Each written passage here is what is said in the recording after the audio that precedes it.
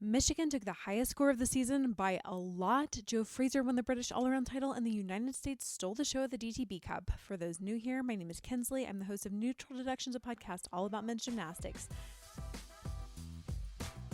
This is the Neutral Deductions podcast, men's gymnastic news, coverage, and analysis. Hosted by Kinsley Beal. In the NCAA, Stanford posted their highest score of the season with a 421.15 on senior night. The Oklahoma Sooners took second with a strong 410.5 on the road without their star Fuzzy Bennett, who was competing for Team USA in Germany. And Cal notched their season high with a strong 404.950. Asher Hong was on fire. He scored an 86.050 in the all-around, which was a personal best for him, and also scored a 15 or above on both still rings and vault.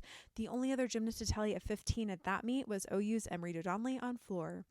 After this performance, people in the community felt that Stanford would go into the national championships as the favorite for the title for the fifth year in a row, but the Michigan Wolverines had something to say about that. Led by Olympic frontrunner Fred Richard, the Michigan Wolverines tallied a massive 425.5 in their win over Penn State. According to Men's Gymnastics Rambles, this is the second highest score all Olympic cycle, second only to Stanford's 426.35 in the 2022 NCAA prelims.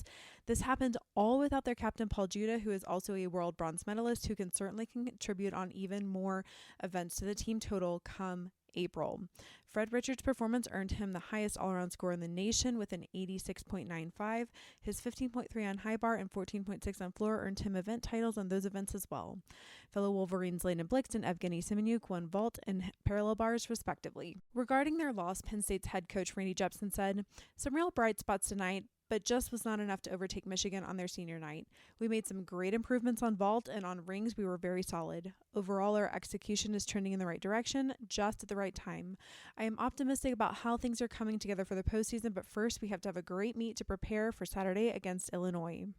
Some of those high spots for Penn State were Michael Giroux winning pommel horse and freshman Lucas Sparrow winning rings.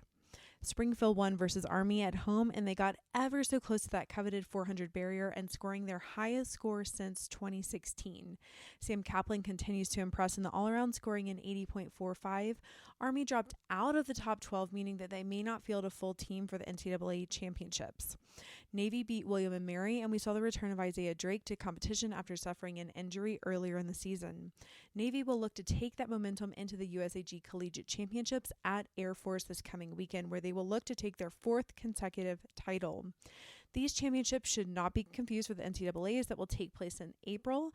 According to USA Gymnastics, these championships are, quote, the culmination of the collegiate season for military academies and four-year Division I, II, or III institutions that sponsor gymnastics as a varsity sport and provide two or fewer full scholarships. The hosts of the Collegiate Championships, Air Force, are also coming into the weekend with a big win over Simpson. In that meet, Oliver Zavell scored a season-high 79.7 in the all-around, and Patrick Hoops was back from his senior international debut to help the team and win the pommel horse title. Rounding out the NCAA meets this week was Ohio State at Illinois, where the home team took the win. Head coach Daniel Ribeiro said the guys did a phenomenal job responding tonight after a tough loss last weekend. As a unit, we got back to our consistent ways of hitting 27 out of 30 routines. It was a perfect night dedicated to our incredible group of seniors. Tate really showed up with a strong win of 3 titles and turning the momentum back to us after smashing his parallel bar set.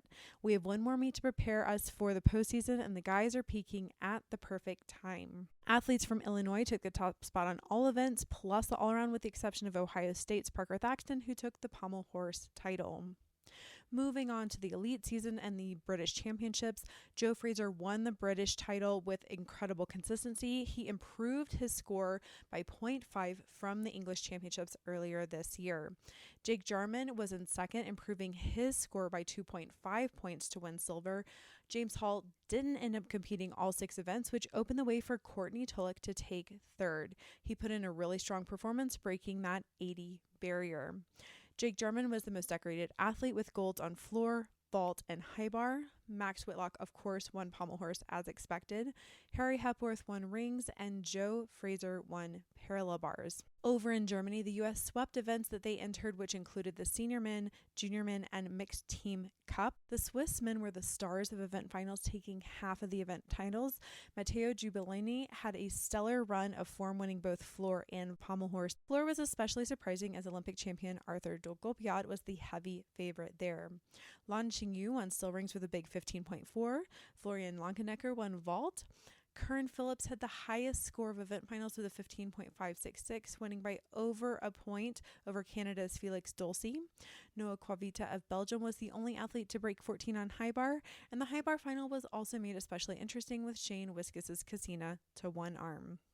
In other news, there are a couple upcoming competitions for the U.S. juniors, including the junior men who are going to the Berlin Team Cup and also the junior men going to the Grizzly Classic.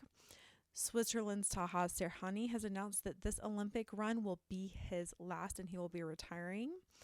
Fred Richard recently did a fantastic interview with Sam Oldham, who is an Olympian from Great Britain. I highly recommend that you check that out. Just 2 meets are going to happen on the NCAA front this coming weekend. The first is the USAG Championships in Colorado Springs, which will consist of Air Force, which is the host, Greenville, Navy, Simpson, Springfield, William, and Mary.